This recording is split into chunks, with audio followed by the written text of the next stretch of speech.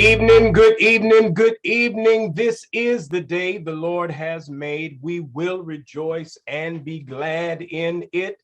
It's another day's journey, and I am so glad about it and so grateful for all of you joining me again. Thank you. First of all, you were here this morning at 6:30. Our 31-day biblical challenge is going in an amazing way.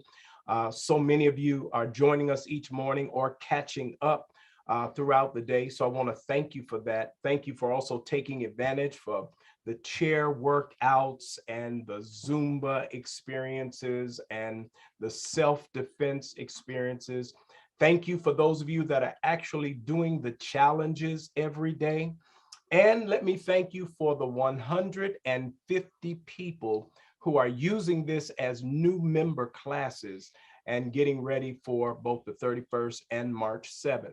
Now, let me just say this. If you know you are already a member and you're doing this, I'm going to ask you, because we had a couple of you all that were signing in like the new members thing. If you're already a member, we don't need you to do that. In fact, that just makes life a little harder as we're trying to section out and get everybody ready. So if you're already a member, and if that's a way of just letting us know that you're doing it, just type something in the chat. I promise you, one of the things that I do is after I do it, I always go back through. And as I have said about Sunday morning and about Bible study, I always go back through everything and read all the chats. And so as opposed to getting in the new member process, if you're already a member, if you are hollering, just get in the chats and do something in the chat, and that will suffice. And so I appreciate that, and I thank God for all of you. This is an amazing time. But tonight is Saturday night. It's 5 o'clock. This weekend is also a special weekend because we are remembering the Reverend Dr. Martin Luther King, and we are celebrating his legacy. Obviously, we'll be in church tomorrow, and then don't forget tomorrow afternoon at the Bethlehem Baptist Church, Pastor Charles Kwan, my pastor, will have his interfaith service that he has been having for years. I am the preacher for that, and I will thank any of you that have the time to come out and be a part of that. And then I'm really asking you, if you have time, you're a member of Enon and want to do something on Martin Luther King Day, the NAACP of Montgomery County is having their remembrance on Monday night at 7 p.m. at Arcadia University, and I'll be sharing there. And it would be nice to look out and see some faces that are on my side. Amen. So listen, I look forward to seeing you, and certainly look forward to worshiping with you tomorrow morning. Well, tonight we have another mayoral candidate, and we're just going to get ready to have a good conversation. You know him and have benefited from his commitment to the city by way of his grocery stores. And so tonight we have running for one of the Democratic candidates for mayor, Brother Jeff Brown. We're going to ask you to come on in, and let's get ready to have a conversation. Hey, Brother Brown, how's everything going? Dr. Waller, it's beautiful to be in your presence, and I thank you for what you're doing here and for our partnership over the years to help people. Thank you. Thank you so very, very much. Well, as we've been saying, this is an opportunity for the next 30 or 40 minutes for people that are in our faith community and others to hear why you are running for mayor. I'm doing this. I actually started this not with the mayor's race, but with the gubernatorial race. We sent information out to to Republicans, Democrats, anybody that's running, and then it has pared down to this. So I just want to ask you, as I've been asking others, tell us a little bit about yourself and why you want to be the mayor of Philadelphia, Pennsylvania. Thank you. Well, as I know you know, but I'm not sure everyone on the streaming knows, I'm a Philly guy. I was born in the Northeast. And my family had a small grocery store in West Philly at 40th and Girard. And I've been with Philadelphians in their neighborhood for a real long time, over 50 years, 35 years in my own grocery business in the neighborhoods. And I'm close to a lot of Philadelphians at the point where they're making the decision to feed their family. And I have laid witness, like a lot of us have, to very disturbing trend in the city, a real deterioration of our lives, and there's public safety concerns, and literally things just seem to me to be the worst I could recall in my lifetime. And it's at the point in my life where I feel that I can't really allow this to continue without making a bigger commitment and trying to fix what I seen has been a 50-year deterioration of our city. If I can mention one fact, when I was a young boy and my dad took me to his grocery store, 15% of Philadelphians live in poverty, and it's like double. And that is just so disturbing to me, and it's a sign that we're not doing things right. I want to change that. All right. Well, thank you for that. So you want to change that. The mayor's seat is a strong seat, and so it's also a seat of leadership. And so when you think about this, if you're going to be the mayor, can you help us understand, what do you see as the city's problems? What 3 or 4 issues will your administration address, and why? So all the problems we have, almost all of them, relate to just a huge amount of structural poverty that keeps on getting worse. And when you look at any particular problem, it emanated from people being stuck in a very, very bad situation. For multiple generations, people have been stuck in this kind of poverty. If we had more time, we could discuss it, but I'm sure a lot of the viewers understand what happens. If you live in poverty, it's hard to get a good education. Without a good education, it's hard to get a good job. And then, it all starts to fall apart from there. You can't control your own life. And the structural poverty would be my number one objective, and helping a substantial number of people out of structural poverty, which I think a lot of my life's work centered around that job. The second is we have a severe problem with crime. It's gotten very bad recently. Now, I do believe it's a symptom of the poverty, but while we're working on initiatives to address the poverty, we just can't allow this amount of people to get shot and killed every night. It's just totally unacceptable. And there's a complete lack of leadership in that area. We will dive into that. And the final thing is, to live in a place, there's certain basic quality of living things you need, like picking up the trash, sweeping the streets, filling the potholes, very, very basic job of government. And we cannot rely on that today.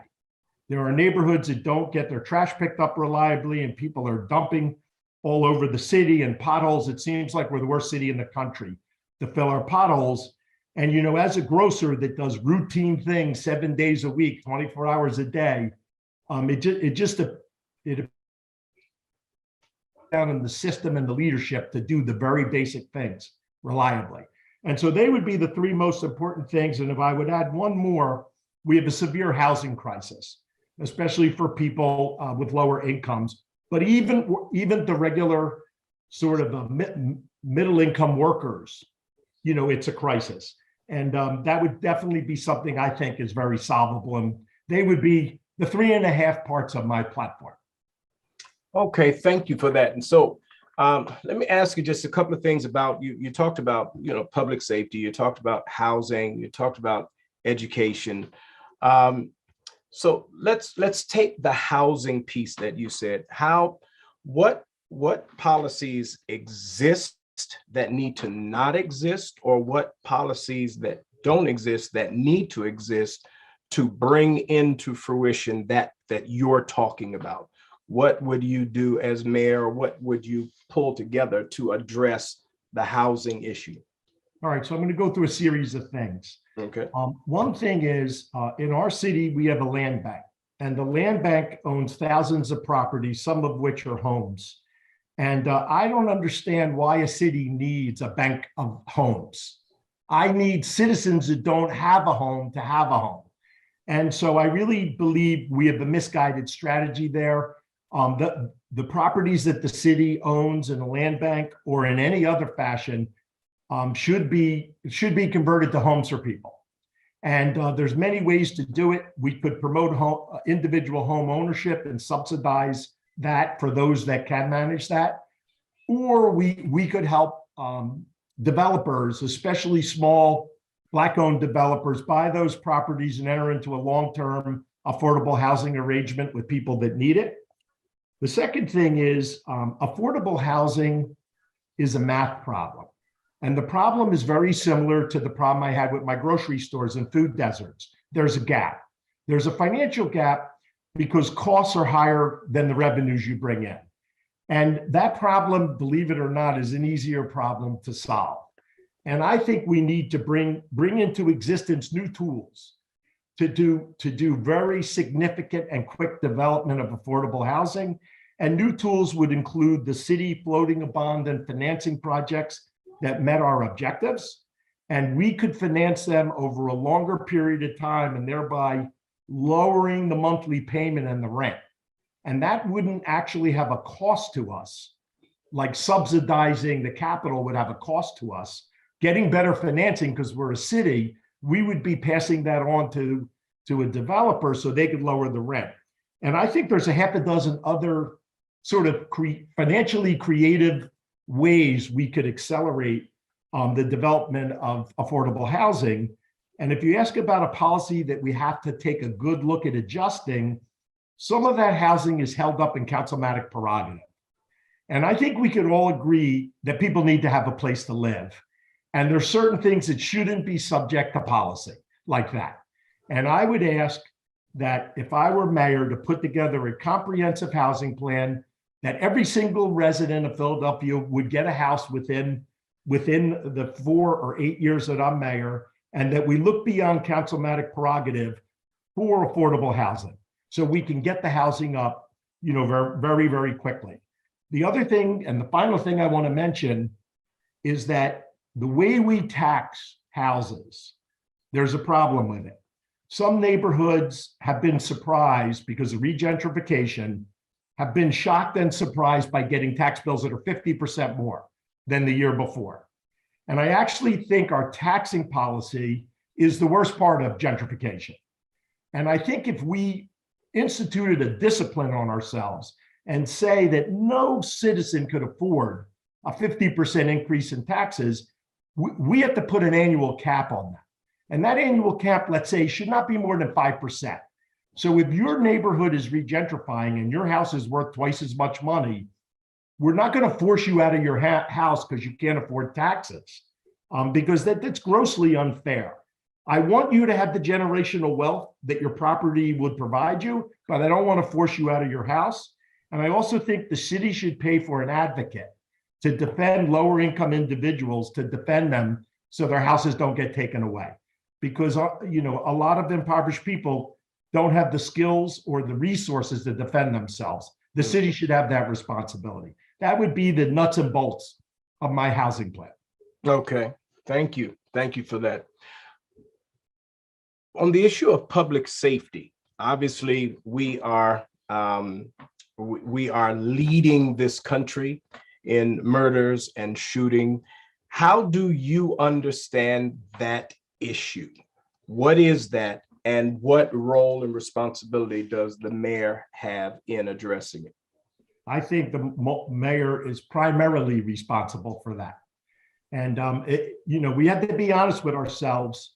This city has neglected people, and we've created a structural poverty that now is making it difficult to run the city. And that is the source of the violence, our neglect.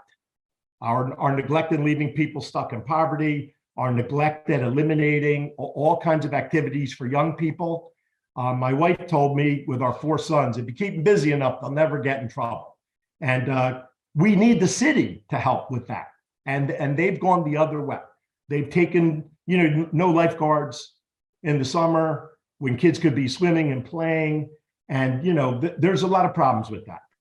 But those are all things that take time to do. And we don't have time. We can't afford to lose 500-600 people a year. And so we do need to take immediate action. And I'll give you my list of interventions. The first and most important thing, this is the mayor's responsibility, and he needs to lead. And when I mean lead, you need to get in front of your police force, and you need to lay out how you want them to police and hold them accountable to the job at hand. And when I say how, it's not just preventing homicides. Our citizens need to be treated fairly, properly, respectfully. When problems occurred, they should be trained to de-escalate problems. They have to understand my values, and I'm going to expect them to comply with my values, just like I do at Chopra, or like I do at the Philadelphia Youth Network when I was chairman, or like what I do as chairman of the workforce system. I lay out and I lead with how we are going to conduct ourselves. That's first and foremost. If you talk to the police today, they're telling me, and this is a wide range in different jobs, they have no idea what's expected of them. All they know is if you make any mistake at all, you're going to get fired. And so what happens is they're kind of in a position, they're in a no-win position. And what happens when an employee is in a no-win position? They lay back on you. They don't know what to do. That has to be fixed. The second thing is we do not have an adequately diverse police force to do our job properly. And I think we're short about 1,500 officers from where we were pre-pandemic. This is a beautiful opportunity to make the transition we always needed to make, which is those police officers should come from our neighborhoods, and people from their own neighborhoods should police so they understand the culture and the people of the neighborhood. They understand where a kid's just playing around versus really a risk of hurting someone. And to accomplish that, because our school system has problems, our applicants are having trouble passing the police exam. And what we are doing currently is people that come up short, we're walking away from them. And we're leaving them in poverty. They could have a $60,000 a year job, police their own neighborhood and help our citizens. And instead, we're just leaving them in poverty. That's unacceptable to me. To me, the right way to handle this, if someone comes up short, hire them, not as a police. Let's make them a public safety officer. Let's put them through the academy. If they need reading, let's get them remedial reading. We should stay with them until they can pass that exam and become a police officer. And we should diversify this police force so it matches the demographics of our city. And you will see we accomplish two things. We enhance our safety and we enhance our equity in the treatment of all of our citizens. We have to do both. There is no city in the country or in the world that doesn't have a police force. And we all need it because people get in trouble in their lives and they do things they shouldn't that they regret later, but you need a police force to stop them. The two or three other things to think about, we have a problem with forensics. It needs to be addressed, equipment and staffing. We have a problem with cameras. A lot of our cameras don't work. We don't have the right kind of cameras. We're way underinvested in violent neighborhoods. Most of our incidents with violence occur in a relatively small geographic area with a relatively small number of individuals. And to be honest, to get them off the street and help them turn their lives around, we need evidence because we got to deal with a court system. And we don't have the evidence because we're inadequate in forensics and in cameras. I would also add, modern policing today uses a number of technologies we don't use. And so all of that needs to be upgraded with the single purpose to keep our citizens safe and treat them and serve them like we should. All right. So we talked about housing, talked about public safety. You made reference to education. There is a real issue. My burden is around young people, and my burden is around education. How do you understand the issues surrounding education right now? And what is the mayor's responsibility in that? So in my mind, the formula for addressing our structural poverty starts with K through 12 education. Mm-hmm. It's K through 12 education. It's workforce and how you deal with adults out of the education system who don't have what they need to succeed, and it's economic development. So let's start out with K through 12 education. Roughly 75% of our young people do not plan to go to college. I didn't pick that. They picked that. But they're the people we're serving. And it's not completely illogical. The 25% that plan to go to college, our facts and our performance is actually quite good. If you go to Masterman or Central or any one of the really high performing schools, you have a good educational outcome and you will get into a good college and you will have a good career path. And that's not what's broken. What's broken is if you don't plan to go to college, we don't have much to offer you in Philadelphia. And really all the action today is careers out of high school, because that's where most of the young people are. And a career in technical education, one that's lined up with good paying employment. And I'm talking about good paying, like $50,000 a year starting. There's an incredible number of open jobs. We have no one to fill them because no one has figured out how to take people that need the job and prepare them for that kind of job. We need to reorient our investments and our slots for career and technical training.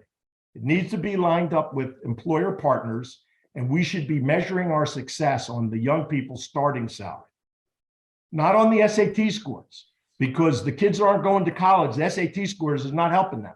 And if I could just tell you a story that keeps me up at night. I was at the P4 Center, Suleiman Center. And I was talking to a young man who was 17 or 18 years old, and he asked me for a job. And I said to him, get your paperwork, I'll hire you tonight. He said, I don't have any paperwork because I don't have an address. And I go, I don't understand. He goes, I'm home, my family's homeless. We're living in our car. I can't send paperwork to a car. And I'm thinking to myself, we're worried about test scores. This young person has responsibility for his entire family and they're living in a car, and he needs that $50,000 a year job. Now, after he gets it and his family stabilized, he could choose to go back to college. It's our job in K through 12 to help them. And there's so many young Philadelphians that are burdened with things they shouldn't be, but it's our reality. And the way we fix this reality, we have to give them the tools to win in a modern economy and get those jobs. And today it almost doesn't exist in the Philadelphia school system. It's grossly underinvested in. That would be the primary intervention, with the exception of we don't have safe schools. We don't have safe transit. Like, how do you get to school? How do you go to school if you fear for your lives? We have to have public safety in those areas. And there's a separate series of interventions to get that. And we also are grossly short with the number of teachers. And I want you to think about this, Dr. Weller. For some reason, we have a narrative that our problem is the teachers make too much. But I am not aware in any industry where you say to the workers, you need to finance public education, or you need to finance the grocery store by you not having health insurance, or you not having a retirement plan. These are workers that have families that have to pay their bills. And we need to have fair funding for our schools, and we need to pay the going rate for our teachers. And if we can't do that, we won't get the teachers. And we don't have enough teachers. We're short because they're looking at what is being offered to them. It's grossly unfair. The teachers with an education are being paid less than my workers with no education. And so we're really out of whack, and our expectations are really unreasonable. And we need to adjust our thinking, because we can't do this without the teachers. And the teachers are like every other worker. They need to be paid fairly. Okay. I heard you in your discussion of the 75% of the kids and 25%. Could you help me understand that a bit more? Did I hear you say that, and do you believe this? Did I hear you say that there is some statistic somewhere that says 75% of the kids in K through 12 don't really want to go to college, and there's 25% that do? And Yes. We're doing well with the 25%, and the 75% that don't want to go to college, we're not doing well. Is that what you said? Yes. Okay. Thank you for that. That would be something that concerns me if that is a true thing. From my vantage point, and this is not for me to, I'm not debating you, but that is a a shockingly high number for me. And I wonder what role we all have in helping young people shoot a little higher. But that's my words, not yours. But let me add something to it to help rationalize it. I want to add one other statistic. Of the 75% that don't plan to go to college, half of them drop out too. And if you drop out, you're almost guaranteed to stay in poverty. If you talk to the 75%, they will describe a life in which it's very difficult to go to college. We've created a circumstance in which they're not irrational.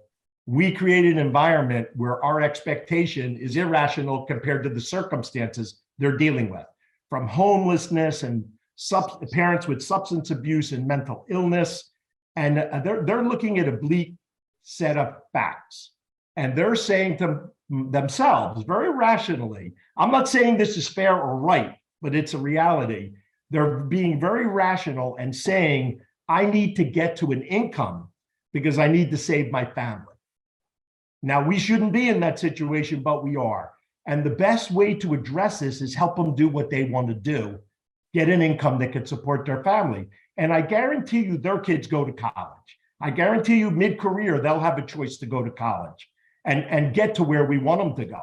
But I think the difficulty is it's hard to go from homelessness to college in a reliable way with 50,000 people or 75,000 people, because you won't work.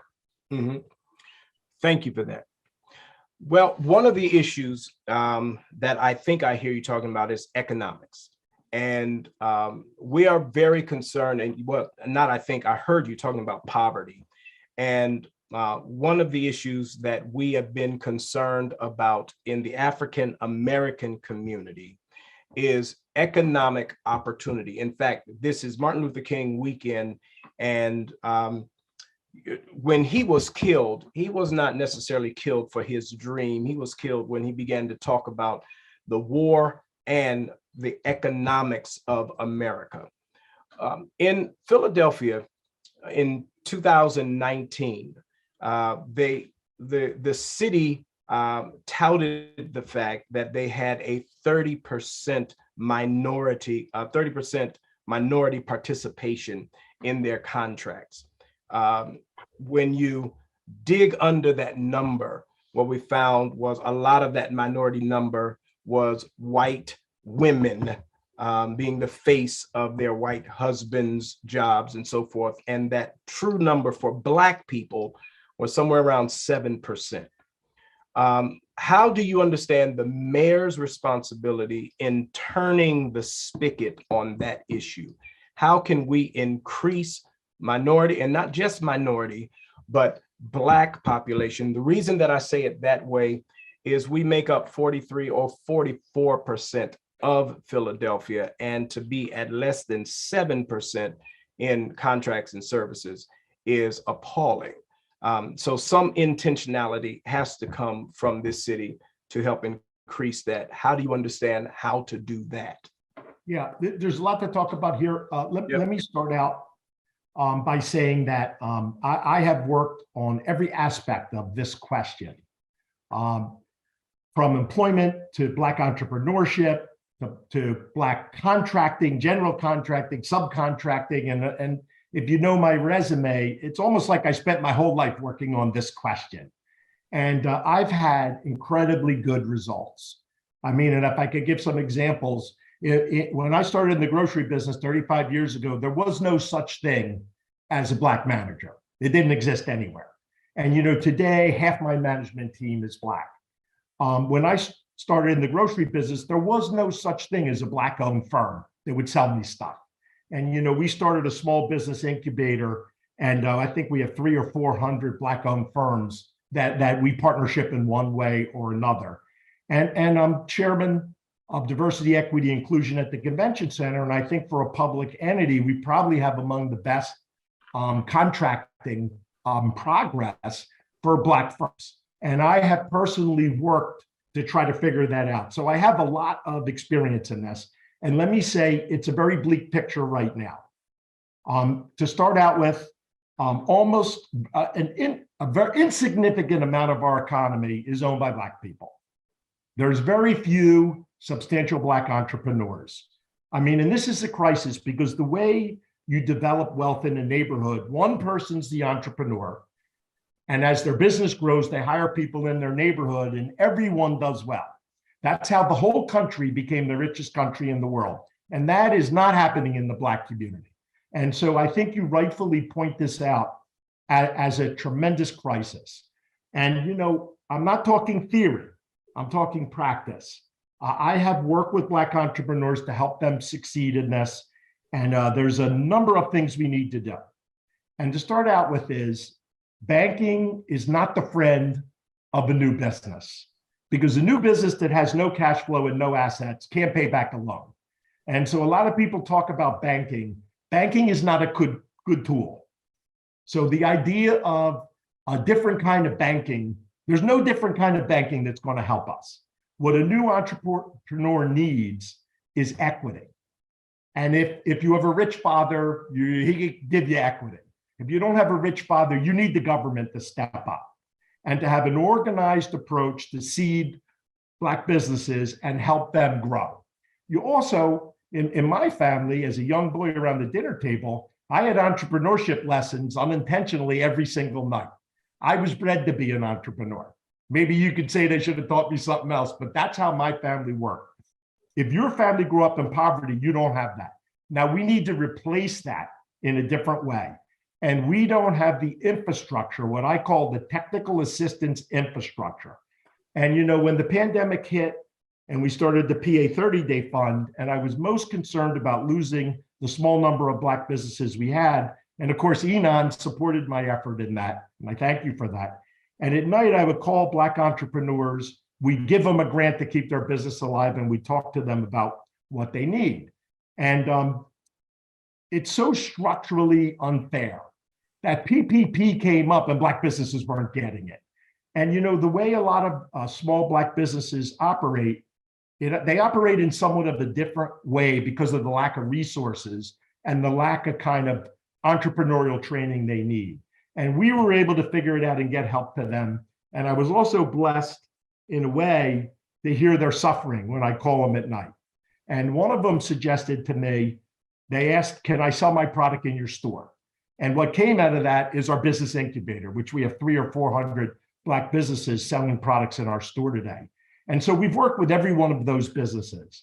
And I really have just experienced the lack of capital, the lack of advice to help them, the ABCs of how to operate a successful business. This is not impossible to do, but you need a mayor that believes in this. And honestly, besides Jesse Jackson, who's a huge hero of mine, Maynard Jackson is an incredible hero of mine. So we have an example where a major American city did do this. They did it and proved it could work. And when you go to Atlanta, you see the visible signs of its success. I want to be the Maynard Jackson of Philadelphia. And I know everything about succeeding in entrepreneurship. I want to build a machine to help Black entrepreneurs do that. And especially the government should lead the way. Thank you for that. And that is certainly a model that many of us know about. And I would agree with you that that is what has to happen in Philadelphia. In fact, I use a term that I coined. I'm a Black preacher, so I can make up words. And we call it the Philanta Project, and have what happened in Atlanta happen in Philadelphia. But we're talking about government. And obviously, you've been very successful in your business. How do you understand the difference between you running your business and you having to work with the democracy and or bureaucracy that is government? How do you understand what adjustments will you have to make to lead? I think there's a little different than running something you built, right? Yeah. So besides my grocery business, Okay. I've had a number of other significant work experiences, but even in my grocery business, we have a very unusual corporate setup. We're in a co-op, and there's a board of directors. And honestly, I don't have the freedom to do what I want. I got to go to the board of directors and convince them.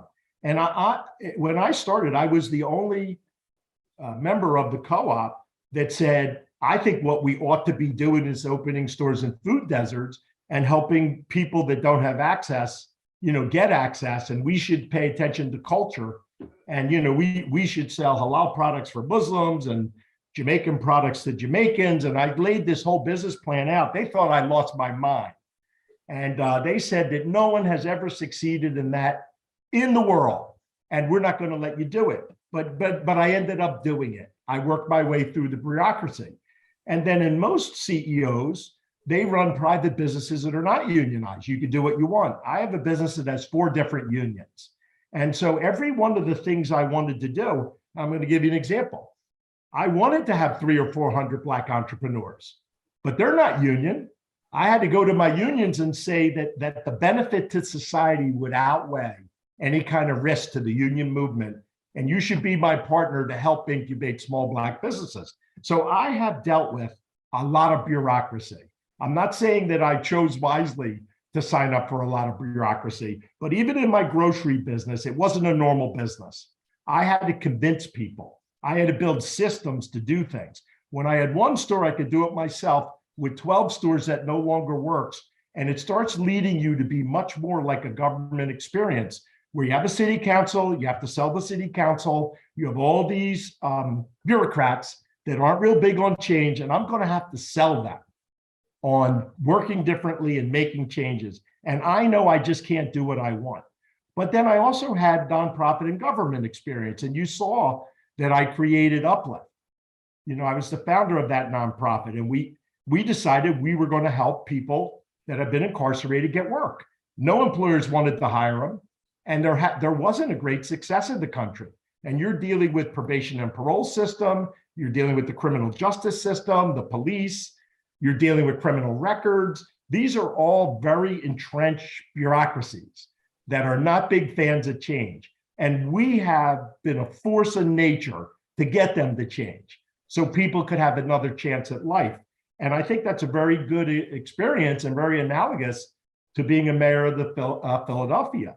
And then I'm chairman of the State Workforce Board, which is a state institution that has an incredible amount of federal and state laws and restrictions.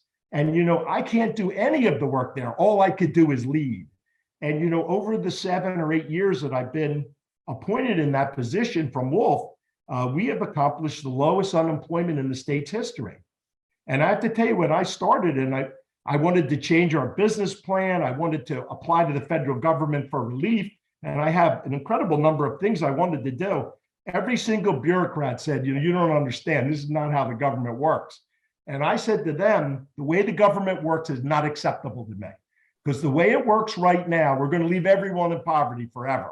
And I'm not signing up for that. And so we're going to make some of these changes. And yes, did I have to compromise some of the things that I wanted? I sure did. But it didn't stop me from finding a different way to get it done. I'll do the same thing as the mayor of Philadelphia.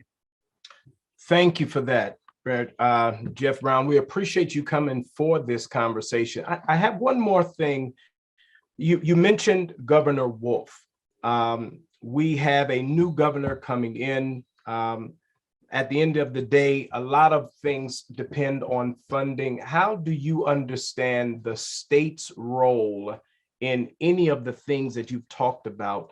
And how do you understand, or what do you think you should be doing with this governor or with this legislature for Philadelphia? So to start out with, I was very close with Governor Wolf, and I'm equally close to Josh Shapiro. We know each other from way back. We've been friends for tons of years. And I think Governor Shapiro will be an excellent governor.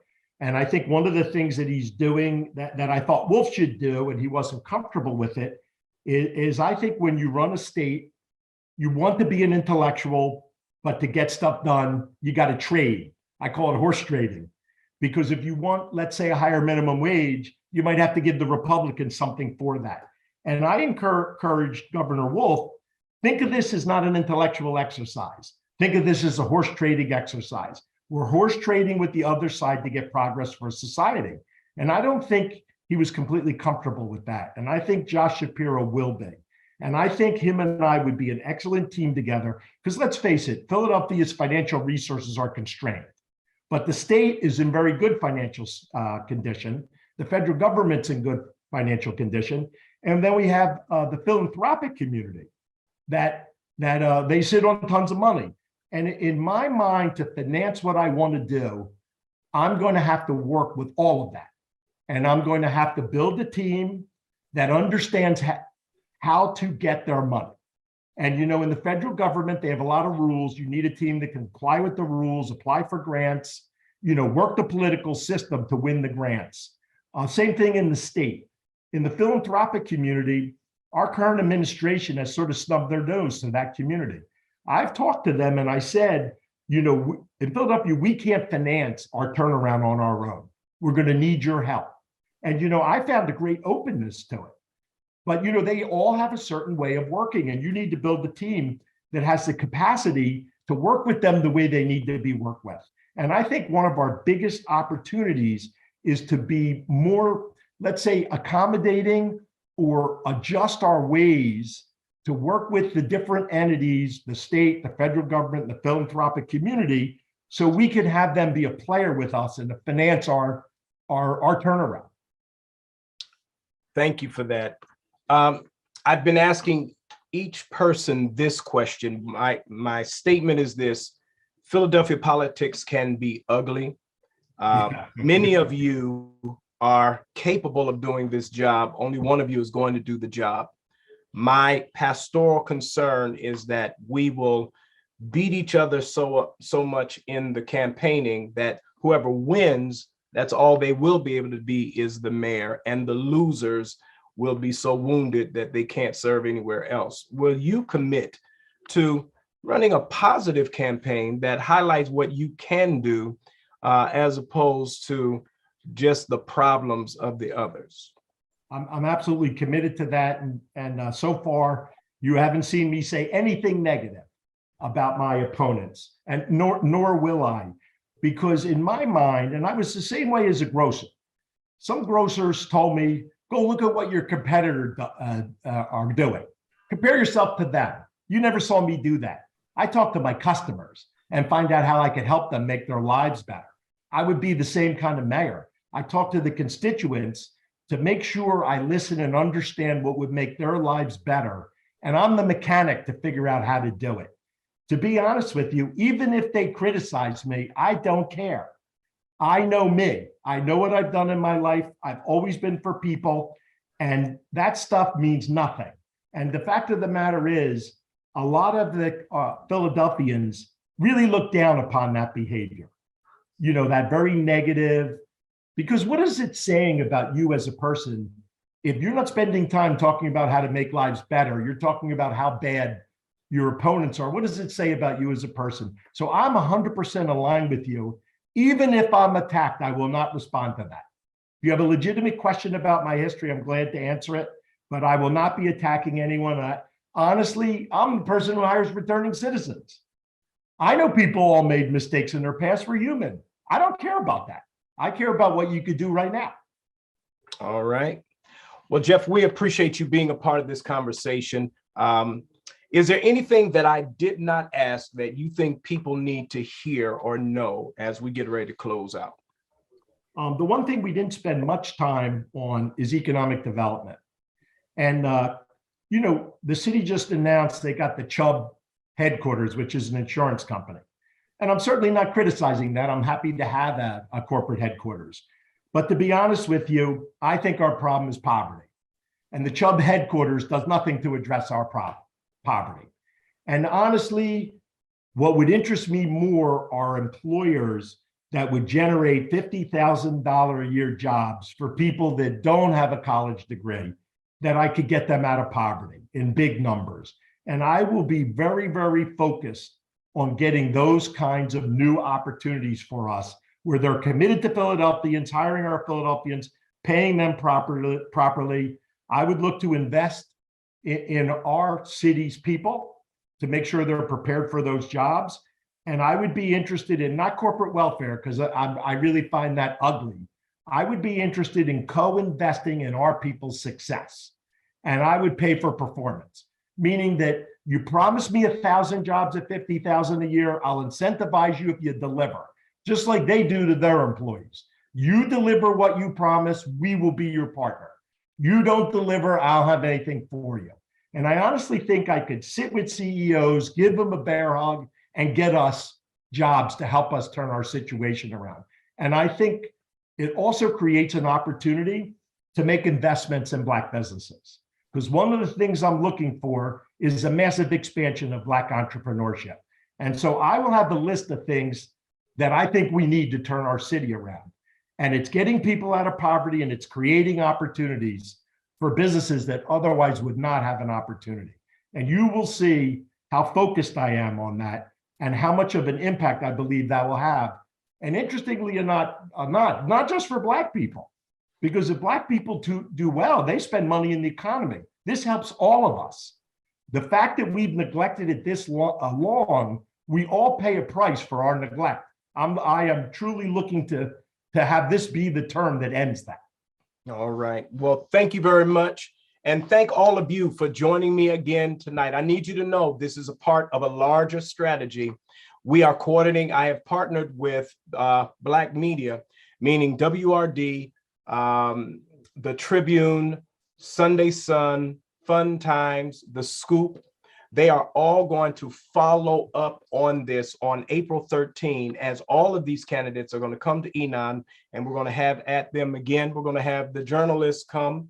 You've noticed I'm just asking, and I put it this way: if you selling, I'm buying, and it's on the record. And I want to encourage people to listen to these, and let's get ready to talk about it. And then when we all come together at Enon, and then the journalists come in, and they dig a little deeper, we know we need a mayor, and we know we need to be invested in this process. And this is one of several processes going on around the city that's going to help us choose the right person. So, Jeff, we thank you for being here. Thank all of you. Please don't forget, I'll see you in the morning. And also, for those of you that are willing, join us at Bethlehem tomorrow afternoon and at Arcadia on Monday night. But let's get ready to go to God in prayer. We continue to keep families in our prayers. We continue to keep our school system and our children in our prayers. And we look forward and pray for all those who will stand to preach the gospel on tomorrow, that it will go forth with power. Let's bow our heads, and I'll see you tomorrow. God, I bless you and thank you. Thank you for Brother Jeff Brown, who participated in this conversation. I thank you for all of the candidates that are helping us to understand them and see their vision. Lord, we pray for the city tonight. I pray, God, that you would stay the hands of violence tonight, God. Let us experience a Saturday night with no shooting, God. And I pray that you would help us as we pray for that. We know that we are willing to be part of that answer. Then I pray, oh God, for our children. I pray for all those who will stand to preach the gospel tomorrow. We thank you for the prophet you gave us, Dr. Martin Luther King. And as we remember him, help those of us who try to live into that, walk in his shoes in a consistent way, that we might honor what he has done, but run our leg of the race with integrity. Now, as we get ready to get out of here, would that you go with us and stand by us until we meet again. We ask it through Christ, and for his sake we do pray. Let us all say, amen, amen, amen. Thank you all so much. Thank you. We'll see you in the morning. God bless you. God keep you. It's my prayer.